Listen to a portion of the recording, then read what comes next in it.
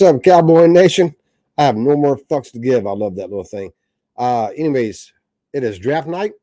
We're going to discuss the first round draft pick we had. Like it or not, we're going to discuss it. Before we start doing that, you can follow me. You can find all the places you can follow me underneath here. Hit that sub on YouTube if you haven't already. Hit that notification bell so you'll get notifications when I drop a video. It is fucking 1:15 in the fucking morning. I was supposed to do this video right after the draft. I ended up going back and forth with some people on Twitter about the draft pick. Kind of set me off a little bit. Not mad, set me off like my timing wise. Then I had to set up in here. If people who follow me realize this is my third room I've done shows from. So I had to set everything up. But anyways, let's get started on the draft shit. We took Mazi Smith with the 26th pick.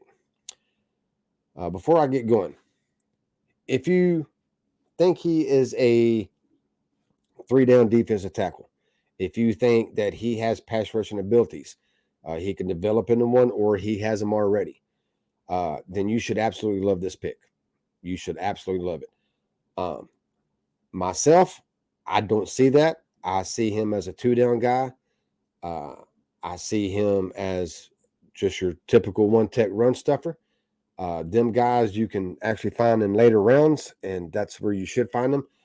You can find them like we did Hankins last year for late round draft pick. You can find them like we did Hankins this year and sign them to a cheap 1-year deal. But again, if you see more in them than I do, then you should love the pick. If I saw more in them, I would love the pick.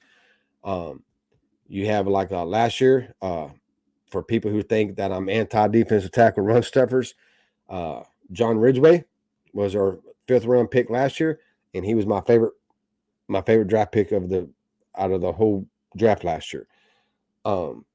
We fucked up and we cut him, thought we could pass him out and pass him off and bring him back on the practice squad, and that didn't happen.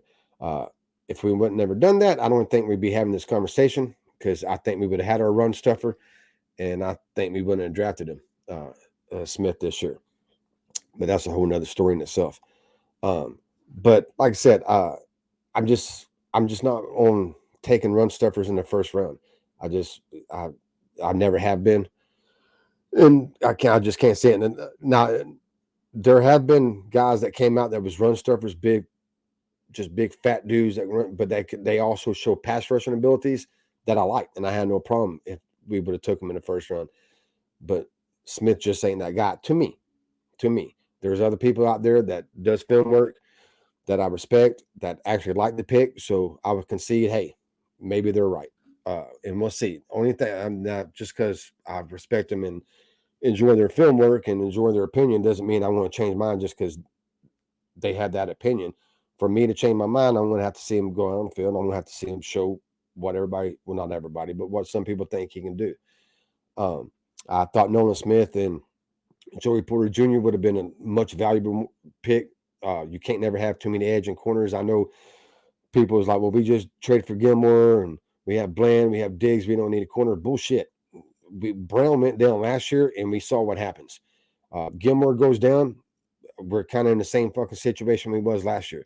If Diggs go down, if Bland goes down, if J. Lou goes down again, I mean, you can't never have too many good fucking corners. And corner is one of the most valuable positions in the NFL.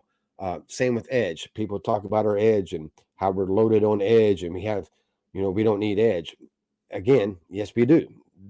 You have 3 of them guys you got D-Law who's getting older. I'm not saying he sucks and he's bad, but he is getting older. There's no guarantee he's going to be on the team in 2024. They can get out from underneath his contract if needed.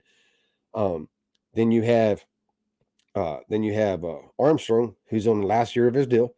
Then you have Fowler. Damn, I fuck that dude's name up every time. You have him on a 1-year deal. So that's 3 guys, and at least 2 guys that might not even be on your team next year. So edge is not a completed spot. You have Sam Williams, and then you have Golston. Sam Williams, young upcoming. I think he's going to be great. And then you have Golston, who is good, but he's not. You can't not upgrade him. You can upgrade on him. So basically, to me, what you have Micah Parsons, which is Parsons is Parsons, and we don't even discuss that on edge. And you have Sam Williams.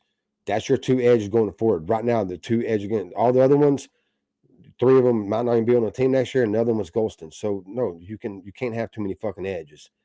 But yeah, I would have took either one of them.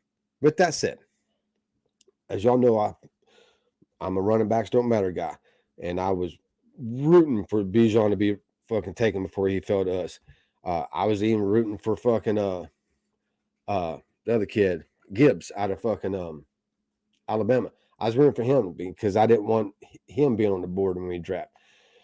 So if one of them was on the board, yes, I've been rooting. I would have easily took fucking Smith over either one of them. I would easily. As far as tight ends go, it would have probably been about like Smith was. It would have been, I don't hate it, but I don't like it kind of thing. Maybe, I don't know. That would have been a tough. That would have been a tough choice for me because none of these tight ends coming out. Kincaid, I like, but back issues. I don't fuck with people with back issues. Mayer, kid out of Notre Dame. He's good, and I compared him last week. I said he reminded me of a poor man Witten, and not everybody, but some people freaked out, and that wasn't an insult. I thought Witten was a great tight end, or at least a very good tight end, and by being a poor man Witten, you're a good tight end, and that's what I saw in him. I thought he'd be a good tight end, but just not a first round tight end. But I know a lot of people doing and Dan Quinn we trust, and as we should, all of us should. And to be honest with you, that's the only reason I don't hate the pick, is I got to trust that he's going to make something out of him, that he's going to do something with him. So we'll see. But anyways, that's pretty much my thoughts on the first round draft pick. Like I said, I don't hate it. I just don't like it. It's kind of a meh, could have done worse. Could have drafted a running back. Could have done worse. Traded up for anybody because I hate fucking trade ups. So I wish we would have drafted Joey Porter Jr. or Nolan Smith, especially since that fucker fell to Philadelphia and Philadelphia got him. Or I would have loved a trade back. Trade back would have been fine with me too. But like I said, this is the fun time of the year. This is the time of year we can all act like scouts and give our opinions and act like we're right, and maybe we'll be and maybe we won't be. But again, it's a fun time of the year. I enjoy it. Just because I don't like the pick don't mean it won't be a good pick. So we'll see how it works out. Tomorrow night, I say tomorrow night, fucking, I guess tonight's 1:30 in the fucking morning. Tomorrow night, with the second, third round, I might do a video right after that. Depends who we draft. With the first round guys, I knew the first round guys because I watched college football. And with the first round pick, it's kind of easy to get it down to a certain amount of players. Although Joey Porter Jr. and Nolan Smith wasn't in my eyes of them falling to 26. So that was a little bit of a shock. But again, I knew enough about them, and everybody talks about the first round. So, I mean, it's hard not to know the first round picks. But with the second round picks, it's a broader amount of players. So we might draft the player that I'm caught up on and I know, and I can drop a video. And we might draft two guys that I like, holy shit, I'm going to have to do some catching up. And if I do, then I'll drop a video the next day. Last year, I got out of the draft last year. It was like, fuck studying over 200 players. I told the story for 2003 to 2015 draft. I was balls deep, had a wreck. Drunk driver hit me and my son in 2015 October. So 2016, I was just in a hospital bed, and just that's a whole nother story. But anyways, wasn't into that draft. Got back into it in 2017, about 75%. But in 2022, I was just like, I'm tired of stirring 200 players or 150, however many, and we're only drafting 7 or 8, however many draft picks we have. So last year I decided I'm just going to wait till we draft, then I'll study them. And I did a whole show on all of them. This year I decided to break it down on each day. Now the third day I'm definitely going to have to do some studying up to a point where I might not even talk about them too much. I might just do a summary on the third day of the first and the second, and then go over the other players. I might even bring somebody on that's more caught up on me and so they can talk about it and go more in depth on it. Again, because I have no problem admitting when I'm wrong, and I have no problem admitting when somebody else knows more about something than I do. And I don't like to talk about players I don't know nothing about. I feel weird coming on here and giving my opinion on something that I haven't studied. So we'll see how that works out. But either way, man, it's fucking draft time, man. I was going to say football's back, but football never ends, man. This shit's a year-round thing. Fucking next week, I think the schedule release comes out. I'll definitely do a show on that because I fucking love schedule release. I've always loved looking at it and shit like that and guessing the fucking record. Then OTA start and stuff like that. I'll as far as videos putting out after the draft, I'll put one on the schedule release. Maybe some OTA news and stuff like that. I might catch up on that. But when I'm definitely going to be back full time every week is during the season. First week of the season, that's when I'll start. And training camp's probably going to be, I'll be a little busy on training camp too, some news and shit like that. But mainly it's going to be during the season stuff. I have a girlfriend. I have 9 dogs, 2 cats, and a mini pig, and 2 jobs. So a lot of my time is taken up with that. So I don't have a lot of time to do stuff during the off season, but I'll make time during the season because that's the gut of the year for NFL is during the season. That's when I'll make sure I'll put videos out. Until then, it'll be kind of spontaneous here and there. But anyways, I hope y'all enjoy this one.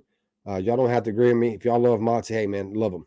I have no problem with that. If you think he's more than I think, I fucking pray that I'm wrong. I have no problem admitting if he turns out to be more than I think he is. But anyways, enjoy the draft tomorrow night. Hopefully we'll get a couple good picks tomorrow night. I'll go back over them. And anyways, man, I'll see y'all later. Y'all have a fucking good one, buds. And I've come to realize that